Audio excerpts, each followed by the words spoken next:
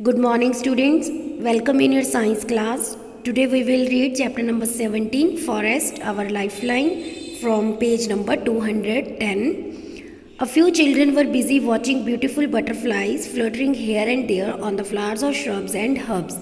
कहते वो बच्चे जो जंगल में विज़िट करने गए थे प्रोफेसर अहमद के साथ, उनमें से कुछ बच्चे थे जो बहुत ज़्यादा बिजी थे। सुंदर सुंदर जो वहाँ पे तितलियाँ, जो बटरफ्लाइज थी, वो इधर से उधर जो वहाँ पे झाड़ियाँ, श्रब्स मतलब झाड़ियाँ या और हर्ब्स मतलब वहाँ जंगल में जो जड़ी बूटियाँ थी, उन पे जो फ्लावर्स लगे हुए थे ना, वहाँ पे अलग अलग कलर्स की बटरफ्लाइज में हिलजुल हो रही थी। वो इधर से उधर जो थे वो उड़ रहे थे और उनको बच्चे बहुत ध्यान से देख रहे थे। They had a close look at the bushes। उन्होंने नज़दीक जाके झाड़ियों के ये सब देखा। They came across numerous insects, spiders, squirrels, ants and various small animals on the trees, plant leaves and decaying leaves on the forest floor। वहाँ पे उन्होंने कई तरह के इंसेक्ट्स, जो कीड़े थे, उनको देखा। छोटे छोटे जो जानवर वहाँ पे थे वो पेड़ों पे थे, ठीक है। प्लांट्स लीव में थे, पेड़ों के जो पत्ते थे उनमें थे वो जीव। और डिकेइंग लीव्स, डिकेइंग का मतलब होता है जो पत्ते झड़ चुके हैं पेड़ से या वो मुरझा चुके हैं, ठीक है। On the forest floor, forest floor क्या होगा? जंगल की का नीचे का जो फ्लोर है, फ्लोर मतलब जो ट्रीज़ हैं उनमें से पत्ते झड़ के नीचे गिर गए। ये उनका एक लैंड है, ज़मीन पे जो पत्ते गिर जाते हैं, डिके कर जाते हैं, ख़त्म हो जाते हैं, सड़ जाते हैं, वो डिकेइंग कहलाती हैं। तो इस तरह के बहुत सारे इंसेक्ट जो थे उन्होंने फॉरेस्ट फ्लोर पे देखा। They started making sketches of these creatures. उन्होंने इन इंसेक्ट, स्पाइडर्स, स्क्विरल्स, जो भी उन्होंने वहाँ पर चीज़ें देखी, उनके स्केच बनाने शुरू कर दिए।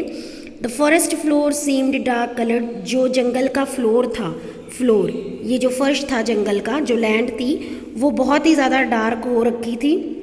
And was covered with layer of dead and decaying leaves. और वो जंगल का जो पूरा ज़मीन था, जो फर्श था, जिसको फ्लोर कह रहे हैं, वो बिल्कुल पत्तों से ढका हुआ था। और कौन से पत्ते? जो डिके हो चुके हैं, लीव्स जो एक तरह से सड़ रहे हैं, जो पेड़ों में से नीचे गिर चुके हैं।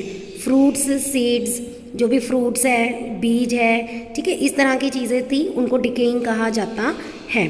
Children picked up various seed and leaves for their collection. बच्चों ने वहाँ पे अलग अलग तरह के सीड और पत्तों को इकट्ठा किया। Walking over the dead leaf layer on the forest floor was like walking over a spongy carpet. कहते वहाँ पे ना जो जंगल का फ्लोर था, वहाँ पे डेड लीफ पड़े हुए थे, जो मुरझा गए हैं पत्ते, वो बिल्कुल क्योंकि जंगल का जो फ्लोर था वो बिल्कुल पत्तों से ढका हुआ था और वो पत्ते जो पेड़ों से झड़ चुके थे, एक तरह से वो डिके हो रहे थे। तो बच्चे जब उस फ्लोर पे चल रहे थे तो उनको ऐसे लग रहा था जैसे उनके पास एक स्पॉन्जी, एक बहुत ही सॉफ्ट कारपेट नीचे लगा हुआ है, जिस पे पैर रखकर वो घूम रहे हैं, जंगल में विजिट कर रहे हैं। Paheli asked, there are so many trees here, also there are many forest like this. Paheli ने पूछा कि यहाँ तो जंगल में बहुत सारे ट्रीज हैं, ठीक है, देयर आर मैनी फॉरेस्ट, बहुत सारे जंगल भी है इसी की तरह। What difference will it make if we cut some trees for a factory. कहते इससे क्या फ़र्क पड़ जाएगा अगर हम कुछ पेड़ों को काट देते हैं फैक्ट्री के लिए। आपको याद होगा कि मिस्टर जो प्रोफेसर अहमद थे, उन्होंने ये बताया था कि जंगल को काट के वहाँ पे फैक्ट्री लगाई जा रही है। Professor Ahmad said, you have read about autotrophs, heterotrophs and saprotrophs. Professor Ahmad ने बच्चों को कहा कि आपने तो पढ़ा ही होगा ऑटोट्रॉफ्स के बारे में, हेट्रोट्रॉफ्स के बारे में और सेप्रोट्रॉफ्स के बारे में। ऑटोट्रॉफ्स वो होते हैं बच्चे जो अपना फूड खुद बनाते हैं, जैसे ग्रीन प्लांट्स। हेट्रोट्रॉफ्स होते हैं जो औरों पे डिपेंडेंट रहते हैं, जैसे प्लांट्स पे, एनिमल्स पे। और सेप्रोट्रॉफ्स होते हैं जो डेड ऑर्गेनिज्म पे अपना फूड लेते हैं, जो मरे हुए जीव होते हैं उनसे अपना न्यूट्रिशन लेते हैं। You have learned how green plants produce food. आपने ये भी पढ़ा है कि जो ग्रीन प्लांट्स होते हैं वो कैसे अपना फूड प्रिपेयर करते हैं, फोटोसिंथेसिस से। ऑल एनिमल्स वेदर हार्बिवोरस और carnivores depend ultimately on the plants for food. कहते जितने भी कार्निवोरस, हार्बिवोरस होते हैं, हार्बिवोरस क्या होते हैं? जो सिर्फ ग्रीन प्लांट्स, ठीक है, को खाते हैं, मतलब किसी तरह के आप ये कह सकते हो मरे हुई जीव को नहीं खाते वो, ये सिर्फ ग्रीन प्लांट्स को ही यूज़ करते हैं अपने फूड के लिए। और कार्निवोरस होती है जो एनिमल्स को यूज़ करते हैं, वो कार्निवोरस होते हैं।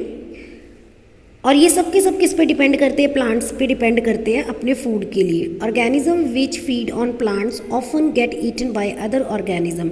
एक ऐसे जीव जो फीड करते हैं, जिनको अपना खाना जो है प्लांट से मिलता है, अक्सर उनको दूसरे ऑर्गेनिज्म जो है वो आकर खा जाती हैं, एंड सो ऑन, और ये चलता रहता है। For example, grass is eaten by insect, जो कीड़े होते हैं वो ग्रास को खा जाते हैं, which is turn taken by frog, और जो इंसेक्ट होते हैं उसको फ्रॉग खाता है। तो आप यहाँ पे देख सकते हो ये सारी चीज़ें मिलके क्या बन जाती है, एक फूड चेन। तो ग्रास को इंसेक्ट ने खाया, इंसेक्ट को फ्रॉग ने खाया, फ्रॉग को स्नेक ने, स्नेक को ईगल ने।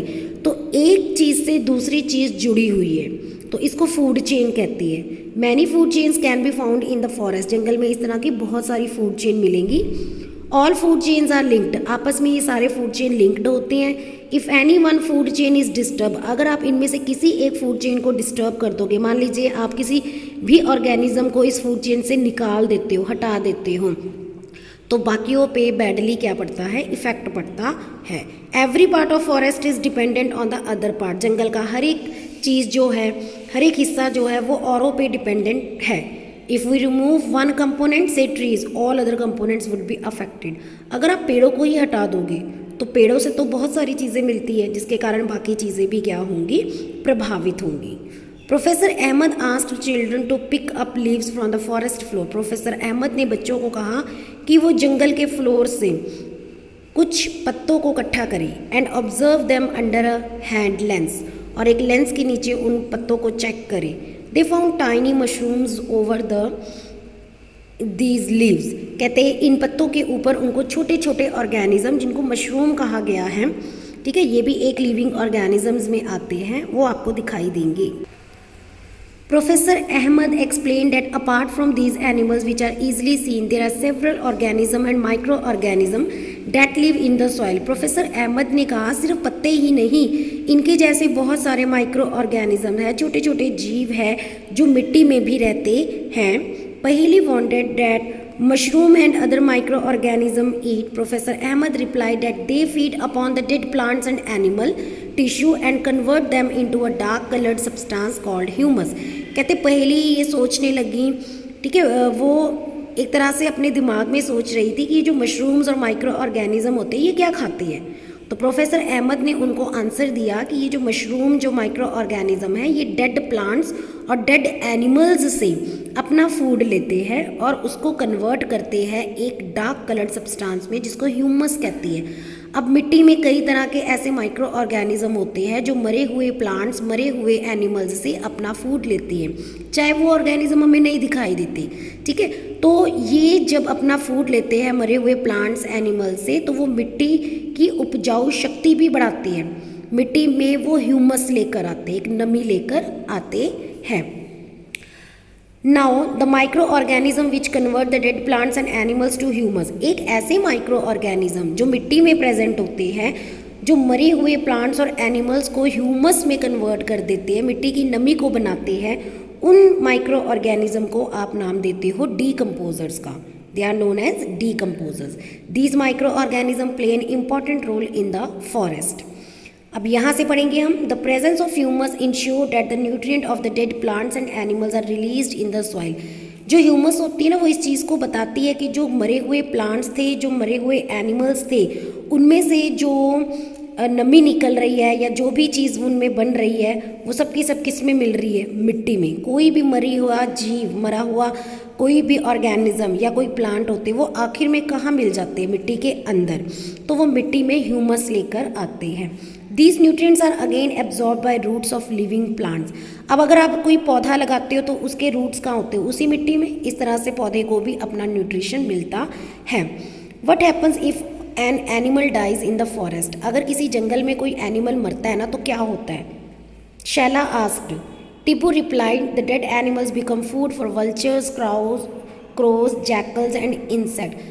टिबू ने रिप्लाई किया इस बात का कि जो मरे हुए एनिमल्स हैं, अगर वो जंगल में मर जाते हैं तो उनका क्या होता है। तो टिब्बू ने उनको रिप्लाई किया कि जो डेड एनिमल्स होते हैं वो फूड बन जाते हैं, वो किसी का खाना बन जाते हैं। जैसे वल्चर जैसे गिद्ध को वल्चर कहते हैं, क्रो हो गया, जैकल हो गए, इंसेक्ट हो गया। In this way the nutrients are cycle. तो इस तरीके से न्यूट्रिएंट्स क्या होता है, साइकिलिंग होती रहती है ना। एक जीव को दूसरा जीव आके खा लेता है। In this way the nutrients are cycle so nothing goes waste in the forest. तो आप देख रहे हो कि एक चीज़ को दूसरी चीज़ आके यूज़ कर रहा है। डेड प्लांट्स और डेड एनिमल्स को दूसरे मिट्टी में यूज़ हो रहा है ह्यूमस के तौर पे। फिर मिट्टी में डिकम्पोजर्स भी प्रेजेंट है, ठीक है। कई एनिमल जो मर गए हैं उनको दूसरा ऑर्गेनिज्म आके खा रहा है। तो ये साइकिल चलता रहता है और फॉरेस्ट में कोई भी चीज़ वेस्ट नहीं होती। Paheli reminded Professor Ahmed that he had not explained why forests are called green lungs. पहेली ने प्रोफेसर अहमद को याद करवाया कि उन्होंने उन बच्चों को अभी तक ये बात नहीं बताई कि फॉरेस्ट को ग्रीन लंग्स क्यों कहते हैं। Professor Ahmad explain that plants release oxygen through the process of photosynthesis. जो प्लांट्स होते हैं वो अपने में से ऑक्सीजन को निकालते हैं, रिलीज करते हैं फोटोसिंथेसिस प्रोसेस के दौरान। The plants help to provide oxygen for animals respiration. ये प्लांट्स ही होते हैं जिनमें से ऑक्सीजन मिलती है एनिमल्स को ताकि वो सांस ले सकें। They also maintain the balance of oxygen and carbon dioxide in the atmosphere. कहते हैं ये पेड़ ही है जो कार्बन डाइऑक्साइड को लेते हैं और ऑक्सीजन को देते हैं, और वो ऑक्सीजन हम लोग यूज़ कर रहे हैं। तो ये कहीं ना कहीं ऑक्सीजन और कार्बन डाइऑक्साइड के लेवल को बैलेंस करके रख रहा है एटमॉस्फेयर में। That's why forest are known as a lungs. इसीलिए जो जंगल होते हैं उनको हम लंग्स के नाम से जानते हैं। तो ये बैलेंस ऑफ ऑक्सीजन और कार्बन डाइऑक्साइड का एक फ्लो चार्ट बनाया गया जिसमें ये बताया गया कि प्लांट्स क्या करते हैं, ऑक्सीजन को एटमॉस्फेयर में एक्सेल करते हैं, रिलीज करते हैं, और वही ऑक्सीजन कौन यूज़ करता है, एनिमल्स, इवन ह्यूमन बींग्स भी, हम लोग भी। और एनिमल्स और ह्यूमन बींग्स जो होते हैं वो कार्बन डाइऑक्साइड को एक्सेल करते हैं, अपनी बॉडी में से निकालते हैं, और वो कार्बन डाइऑक्साइड कौन यूज़ करता है, प्लांट्स, ठीक है, फोटोसिंथेसिस करने में। तो इस तरीके से ऑक्सीजन का और कार्बन डाइऑक्साइड का एक बैलेंस बना रहता है इन्वायरमेंट में। तो बच्चे आज आपने अपना चैप्टर यहाँ तक रीड करना है और दिए गए क्वेश्चंस को अपनी नोटबुक पे कंप्लीट करना है। Thank you very much.